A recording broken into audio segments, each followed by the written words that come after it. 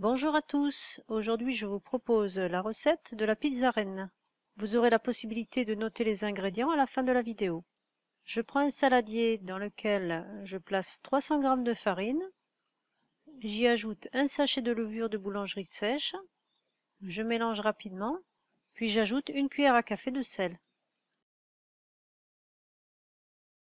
Ensuite, je verse 2 cuillères à soupe d'huile d'olive. Ensuite, j'ajoute 200 ml d'eau. Je la chauffe 30 secondes au micro-ondes. Je mélange tous les ingrédients et lorsque la pâte commence à prendre forme, je la pose sur la table pour mieux la travailler. Bien sûr, si vous avez un robot, vous mettez tous les ingrédients dedans et la machine fera le travail toute seule. Et vous pourrez donc passer cette étape. Je malaxe un peu la pâte. N'hésitez pas à rajouter un petit peu de farine pour éviter que la pâte ne colle. Une fois que les ingrédients sont bien mélangés entre eux, je forme une boule et je la remets dans le saladier. Je la recouvre d'un film alimentaire et je la laisse lever à température ambiante pendant 1 heure à 1h30. Pendant que la pâte repose, j'en profite pour préparer la sauce tomate. Dans une casserole, je verse 2 cuillères à soupe d'huile d'olive. J'y ajoute 3 gousses d'ail émincées que je fais revenir.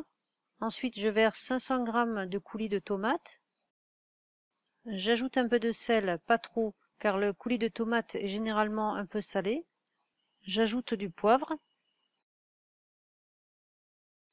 Ensuite, comme épice, j'ajoute 1 cuillère à café d'origan mélangé à 1 cuillère à café de basilic.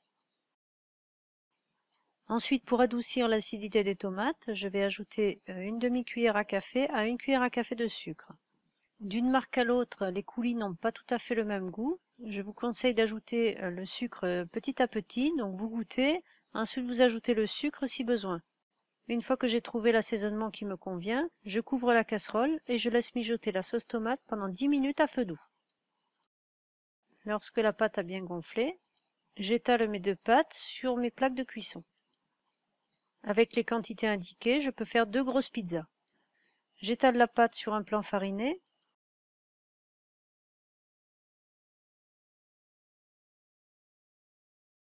Et comme vous pouvez le voir, la pâte s'étale très bien au rouleau.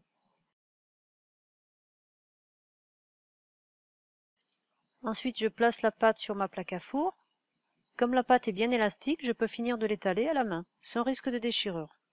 Ensuite, je vais laisser la pâte lever encore 15 minutes sans la garnir.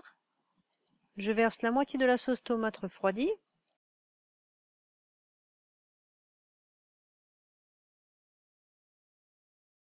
J'étale la moitié des champignons de Paris, soit à peu près 100 g. J'ajoute une tranche et demie de jambon blanc coupé en petits morceaux. J'y ajoute une grosse poignée et demie de fromage râpé, bien entendu vous y mettez la quantité que vous aimez. Et enfin j'ajoute des olives noires. Donc mes pizzas sont prêtes. Alors en général je les enfourne par deux.